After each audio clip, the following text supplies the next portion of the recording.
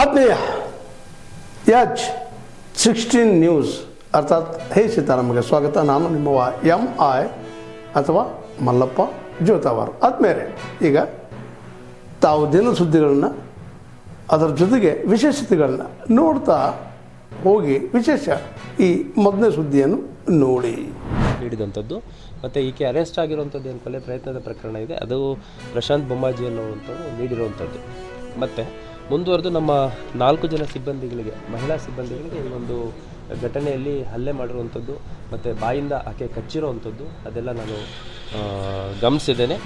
ಇದರಲ್ಲಿ ಕಲಾವತಿ, ಚಂದಾವರ್ಕರ್, ಶಕುಂತಲಾ, ರೇಖಾ ಮತ್ತು ಮಾರ್ಗರೇಟ್ ಅನ್ನೋ 4 ಜನ ನಮ್ಮ ಮಹಿಳಾ ಸಿಬ್ಬಂದಿಗಳಿಗೆ ಈಕೆ ಹಲ್ಲೆ ಮಾಡಿದ್ದಾಳೆ. ಮತ್ತು ಒಬ್ಬರು ಸಿಬ್ಬಂದಿಗೆ ಈ ಹೊಟ್ಟೆಯ ಭಾಗಕ್ಕೆ ಭಾಳ ಘೋರ ರೀತಿಯಲ್ಲಿ ಕಚ್ಚಿದ್ದಾಳೆ ಕೂಡ. ಸೊ ಒಟ್ಟಾರೆ ಘಟನೆ ಇದು. ಈ ಸಂದರ್ಭದಲ್ಲಿ ಈ ವಿಡಿಯೋ ಯಾವಾಗ ಮಾಡಿದರು, ಯಾರು ಮಾಡಿದರು ಅನ್ನೋಂಥದ್ದು ನನಗೆ ಗೊತ್ತಿಲ್ಲ. ಅದನ್ನೆಲ್ಲ ನಾನೀಗ ಸಮಗ್ರ ತನಿಖೆಯಲ್ಲಿ ಇನ್ಕ್ಲೂಡ್ ಮಾಡ್ಕೊಳ್ಳಿಕ್ಕೆ ಸೂಚನೆಯನ್ನು ನೀಡಿದ್ದೇನೆ.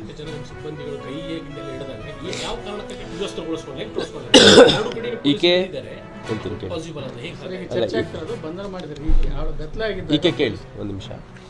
ಈಕೆಯನ್ನು ಪೊಲೀಸರು ವಶಕ್ಕೆ ತೊಗೊಂಡಂಥ ಸಂದರ್ಭದಲ್ಲಿ ಆಕೆ ಬೆತ್ತಲೆ ಆಗಿಲ್ಲ ಅಥವಾ ಬಟ್ಟೆಗಳನ್ನು ಕಳಚುವಂಥದ್ದು ಮಾಡಿಲ್ಲ. ಆಕೆಯನ್ನು ವಶಕ್ಕೆ ತೊಗೊಂಡಿದ್ದಾರೆ. ವಶಕ್ಕೆ ತೊಗೊಂಡಂಥ ಸಂದರ್ಭದಲ್ಲಿ ಭಾಳಷ್ಟು ರೆಸಿಸ್ಟ್ ಮಾಡಿದ್ದಾಳೆ, ಹಲ್ಲೆ ಮಾಡಿದ್ದಾಳೆ. ನಮ್ಮ ಮಹಿಳಾ ಸಿಬ್ಬಂದಿಗಳಿಗಷ್ಟೇ ಅಲ್ಲ, ಪುರುಷ ಸಿಬ್ಬಂದಿಗಳ ಮೇಲೆ ಕೂಡ ತಳ್ಳಾಡಿ, ದಬ್ಬಿ, ಹಲ್ಲೆ ಮಾಡಿ ತಪ್ಪಿಸ್ಕೊಂಡು ಹೋಗುವಂಥ ಪ್ರಯತ್ನ ಮತ್ತು ಅಲ್ಲಿ ಭಾಳ ದೊಡ್ಡ ಮಟ್ಟದಲ್ಲಿ ಒಂದು ಸೀನ್ ಕ್ರಿಯೇಟ್ ಮಾಡೋ ಪ್ರಯತ್ನ ಮಾಡಿದ್ದಾಳೆ. ಅಷ್ಟಾಗಿಯೂ ಕೂಡ ಆಕೆಯನ್ನು ವಶಕ್ಕೆ ತೊಗೊಂಡು ನಮ್ಮದು CR ಗಾಡಿ ಹತ್ಸ್ಕೊಳ್ಳೋಂಥ ಸಂದರ್ಭದಲ್ಲಿ ಅಲ್ಲಿ ಸಾಕಷ್ಟು ಬಟ್ಟೆಗಳನ್ನು ವ್ಯವಸ್ಥೆ ಮಾಡ್ಕೊಡೋಂಥ ಪ್ರಯತ್ನ ಮಾಡಿದ್ದಾಳೆ. ಒಳಗೆ ಬಂದ ತಕ್ಷಣ ಏಕಾಏಕಿ ಅದನ್ನೆಲ್ಲ ತಕ್ಕೊಂಡಿದ್ದಾಳೆ. ಆನಂತರ ನಮ್ಮ ಸಿಬ್ಬಂದಿಗಳೇ ಅಲ್ಲಿ ಸ್ಥಳೀಯರ ಸಹಾಯದಿಂದ ಬೇರೆ ಬಟ್ಟೆಯನ್ನು ತರಿಸಿ ಹಾಕ್ಸಿರುವಂಥದ್ದಾಗಿದೆ. ಈಗ ನೋಡಿ, ಜನರಲ್ ಅರೆಸ್ಟ್ ಫಾರ್ಮಾಲಿಟೀಸ್ ಮಾಡಬೇಕಾದ್ರೆ ನಾವೇನು ಮಾಡ್ತೀವಿ, ಹೋಗ್ಬಿಟ್ಟು ನಿಮ್ಮ ಮೇಲೆ ಈ ಥರ ಕೇಸ್ಗಳಲ್ಲಿ ಅರೆಸ್ಟ್ ಮಾಡ್ತಿದ್ದೀವಿ ಅಂತ ಹೇಳಿದಾಗ ಅವ್ರು ಸಹಕರಿಸ್ತಾರೆ, ಅದೇನಿದೆ ಅದನ್ನು ಚಾಲೆಂಜ್ ಮಾಡೋವಂಥದ್ದು ಮಾಡ್ತಾರೆ. ಈಕೆ ಈ ಹಿಂದೆ ಈ ಹೊಸ ವರ್ಷದಲ್ಲಿ ಈ ವರ್ಷದಲ್ಲಿ ಆಗಿರುವಂಥ ಪ್ರಕರಣಗಳು ಹೊರತುಪಡಿಸಿ 2020ರಿಂದ ಒಟ್ಟು 5 ಪ್ರಕರಣಗಳು ಈಕೆ ಮೇಲೆ ಇದ್ವು. ಈ ವರ್ಷದಲ್ಲಿ ಒಟ್ಟು 4 ಪ್ರಕರಣ ಸೇರಿದಂತೆ ಒಟ್ಟು 9 ಪ್ರಕರಣಗಳು ಈಕೆ ಮೇಲೆ ಈಕೆ ಮೇಲೆ ದಾಖಲಾಗಿದೆ. ಈ ಹಿಂದಿನ ಈಕೆಯ ನಡವಳಿಕೆಯ ಬಗ್ಗೆ ಮಾಹಿತಿ ಇದ್ದಂಥ ನಮ್ಮ ಅಧಿಕಾರಿ ಸಿಬ್ಬಂದಿಗಳು ಹೆಚ್ಚಿನ ಸಂಖ್ಯೆಯಲ್ಲಿ ಮಹಿಳಾ ಸಿಬ್ಬಂದಿಗಳನ್ನು ಕರೆಸ್ಕೊಂಡಿದ್ದಾರೆ. ಕೇಶವಾಪುರ ಠಾಣೆಯಲ್ಲೇ 8-9 ಜನ 10 ಜನ ಮಹಿಳಾ ಸಿಬ್ಬಂದಿಗಳಿಲ್ಲ. ಹಾಗಾಗಿ ಇನ್ಸ್ಪೆಕ್ಟರ್ ಅವರು ACP ಅವರಿಗೆ ಮಾಹಿತಿ ನೀಡಿ ಹೆಚ್ಚುವರಿ ಮಹಿಳಾ ಸಿಬ್ಬಂದಿಗಳನ್ನು ಮತ್ತು ಒಂದು CR MT ಗಾಡಿಯನ್ನು ತರಿಸ್ಕೊಂಡು ಆಕೆಯನ್ನು ವಶಕ್ಕೆ ತೊಗೊಳ್ಳೋಂಥ ಪ್ರಯತ್ನ ಮಾಡಿದ್ದಾರೆ. ವಶಕ್ಕೆ ತೊಗೊಂಡು ಗಾಡಿ ಒಳಗೆ ಹತ್ತಿಸ್ಕೊಂಡ್ಮೇಲೆ ಆಕೆ ಬಟ್ಟೆಯನ್ನು ತೆಗೆದಿರುವಂಥದ್ದು. ಆಮೇಲೆ ಸ್ಥಳೀಯರ ಸಹಾಯದಿಂದ ನಮ್ಮ ಸಿಬ್ಬಂದಿಗಳೇ ಆಕೆಗೆ ಬಟ್ಟೆಯನ್ನು ಹಾಕಿಸಿ ನಂತರ ಏನು ಕೇಸ್ ಇನ್ವೆಸ್ಟಿಗೇಷನ್ ಮಾಡಬೇಕು ಅದನ್ನು ಮಾಡಿರುವಂಥದ್ದು ಭಾಳ ಸ್ಪಷ್ಟವಾಗಿ. ಯಾಕಂದರೆ ಕರೆಕ್ಟಾಗಿ 15 ದಿವಸ ಹಿಂದೆ ಇಡೀ ರಾಜ್ಯದಲ್ಲಿ ಎಲ್ಲೋ ಒಂದು ಕಡೆ ಆಗಬಾರ್ದಿತ್ತಂಥ ಒಂದು ಘಟನೆ ಆಯಿತು. ಜಾತಿ ಧರ್ಮದ ಹೆಸರಲ್ಲಿ ಈ ರೀತಿ ನಿಜವಾಗ್ಲೂ ಇದು 2026.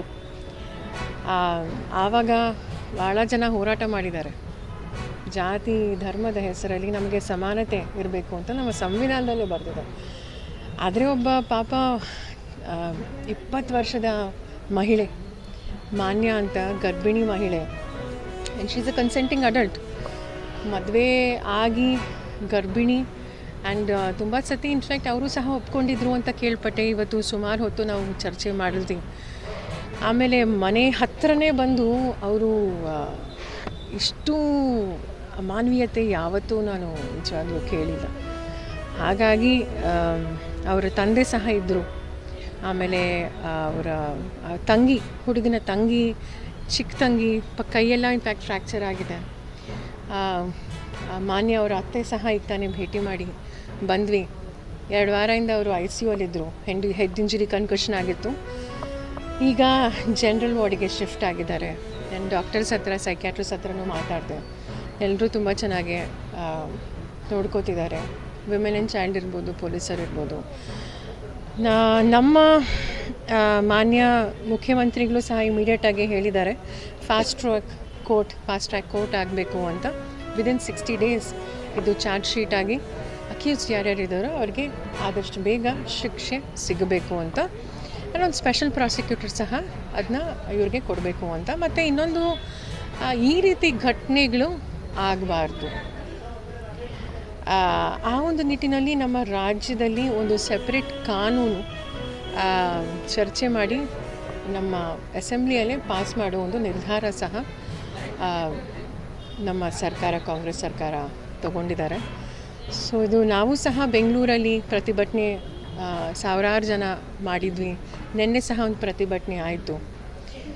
ಜಾತಿ ಧರ್ಮದ ಹೆಸರಲ್ಲಿ ಯಾರು ಈ ವಿಷಬೀಜವನ್ನು ಬಿತ್ತುತ್ತಿದ್ದಾರೋ ಎಲ್ಲೊಂದು ಕಡೆ ಅದನ್ನು ಆ ರೂಟ್ ಕಾಸ್ನ ನಾವು ಕಿತ್ತು ಹಾಕಬೇಕು, ಆ ಮನೋಭಾವ, ಆ ಮನಸ್ಥಿತಿನ ನಾವು ಕಿತ್ತು ಹಾಕಬೇಕು ಅಂತ ನಾನು ಎಲ್ಲ ನಿಮ್ಮ ವೀಕ್ಷಕರಿಗೆ, ನಮ್ಮ ಕನ್ನಡಿಗರಿಗೆ ನಿಮ್ಮ ಮೂಲಕ ನಾನು ಕೈ ಜೋಡಿಸಿ ಮನವಿ ಮಾಡ್ತೀನಿ. ಕಾಂಪ್ಲೆಕ್ಸ್ ಎಲ್ಲ ಕಟ್ಟಿಸಿದೆ.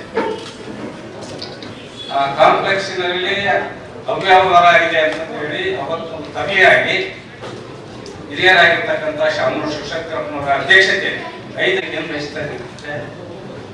ದುರ್ಗಾಂಬಿಕಾ ದೇವಸ್ಥಾನ ಏನು ಶಾಲೆ ನಡೀತಾ ಇದೆ, ಆ ಶಾಲೆ ಒಳಗೆ ನಿಮ್ಮನ್ನು ಸೇರ್ಕೊಂಡು 11 ಜನದ ಸಮಿತಿ, ಹಿರಿಯರಾಗಿರ್ತಕ್ಕಂಥ ಶಾಮನೂರು ಶಿಕ್ಷಕರವರು ನಿಮ್ಮನ್ನು ಸೇರಿ ನಾನು ಒಂದು ಮಾತನ್ನ ಕೇಳಲಿಕ್ಕೆ ಬಯಸ್ತೀನಿ.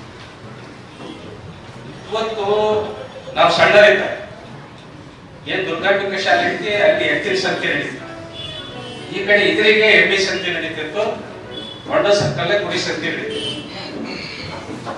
ಆ ಉರುಸು ಹೋಗ್ಬಾರ್ದು ಅಂತ ಏನಾದ್ರು ನೀವು ತೀರ್ಮಾನ ಮಾಡಿದ್ದೀರಾ ಕಮಿಟಿಯವರು ಅಂತಂದ್ರೆ ನನಗೆ ಅನಿಸ್ತಾ ಇದೆ. ಯಾಕೆಂದ್ರೆ ಇವತ್ತು ಒಂದು ಹೈಸ್ಕೂಲ್ ನಡೆಸ್ತಾ ಇದ್ದೀರಿ ನೀವು ದೇವಸ್ಥಾನದಲ್ಲಿ, ಅಲ್ಲಿ ಸಗಣಿ ಗೊಬ್ಬರ ಸ್ಟಾರ್ಟ್ ಮಾಡ್ತೀರಿ, ಕ್ವಾಣ ಹುಲ್ಲು ಬೆಳೆಸ್ತೀರಿ ಅಂದ್ರೆ ನೀವು ಸ್ಕೂಲ್ ಯಾವ ರೀತಿ ಅಭಿವೃದ್ಧಿ ಮಾಡಿದಿರಿ ಅನ್ನೋದನ್ನ ನಾವು ಹೇಳ್ಬೇಕಾಗ್ತದೆ. ನೀವು ಹೇಳಿದ್ರಿ ಮೊನ್ನೆ ನಿಮ್ಮ ಪೂಜ್ಯ ತಂದೆಯವರ ಮೆಕ್ಕೆಜೋಳಕ್ಕೆ ಸಹಾಯಧನವನ್ನು 250 ರೂಪಾಯಿ ಘೋಷಣೆಯನ್ನು ಮಾಡಿದೆ. ನಾವು 1,000 ರೂಪಾಯಿ ಕೊಡಬೇಕು ಅಂತೇಳಿ ಹೋರಾಟ ಮಾಡಿದ್ವಿ. ಕನಿಷ್ಠ ಪಕ್ಷ 250 ರೂಪಾಯಿ ಕೊಟ್ಟಿದ್ದಾರೆ ತಾತ್ಕಾಲಿಕವಾಗಿ ಉಪಶಮನ ಮಾಡೋಕ್ಕೋಸ್ಕರ. ಇದನ್ನು ನಾವು ಸ್ವಾಗತವನ್ನು ಮಾಡ್ತಾ ಇದ್ವಿ ಮತ್ತು ಧನ್ಯವಾದವನ್ನು ತಿಳಿಸ್ತಾ ಇದ್ದೀವಿ. ಅದ್ರ ಜೊತೆಗೆ ಈಗೇನು 250 ರೂಪಾಯಿ ಕೊಟ್ಟು ಖರೀದಿ ಮಾಡ್ತಾರೆ, ಇದರಲ್ಲಿ ನಮ್ಗೆ ಆಗ್ತಕ್ಕಂಥ ಮುಂದಿನ ಅಪಾಯಗಳು ಏನು ಅಂತಂದರೆ, ಇವರು ನೇರವಾಗಿ ಖರೀದಿ ಮಾಡೋದಿಲ್ಲ. ನಾವು ಯಾರಿಗಾದರೂ ಮಾರಾಟ ಮಾಡಿದ್ದು ಬಿಲ್ಲನ್ನು ಹೋಗಿ ತಗೊಂಡೋಗಿ ಅವ್ರಿಗೆ ಕೊಟ್ಟರೆ ಅವರು ನಮಗೆ 250 ರೂಪಾಯಿ ಬೋನಸ್ ಕೊಡ್ತಾರೆ. ಸಪೋಸ್ 1950 ರೂಪಾಯಿಗೆ ನಾನು ಮೆಕ್ಕೆಜೋಳ ಮಾರಾಟ ಮಾಡಿದ ಬಿಲ್ಲು ಅದನ್ನು ತಗೊಂಡೋಗಿ ಕೊಟ್ಟರೆ. ತಾವೆಲ್ಲ ಇಲ್ಲಿವರೆಗೆ ಸುದ್ದಿಗಳನ್ನು ನೋಡಿದಿರಿ, ಜೊತೆಗೆ ವಿಶೇಷ ಘಟನೆಗಳನ್ನು ಸಹ ನೋಡಿದಿರಿ. ಅದು ನಿಮಗೇನು ಅನ್ನಿಸ್ತು? ನಿಮಗೆ ಲೈಕ್ ಮಾಡಿರಿ, ಶೇರ್ ಮಾಡಿರಿ, ಕಾಮೆಂಟ್ ಮಾಡಿರಿ, ಜೊತೆಗೆ ಸಬ್ಸ್ಕ್ರೈಬ್ ನಿಲ್ಲಿಸ್ಬೇಡ್ರಿ. H16 ನ್ಯೂಸ್ ಅರ್ಥಾತ್ ಈ ಸಿದ್ದರಾಮಯ್ಯ ಸತ್ಯದ ಕೈಗನ್ನಡಿ ವಂದನೆಗಳು.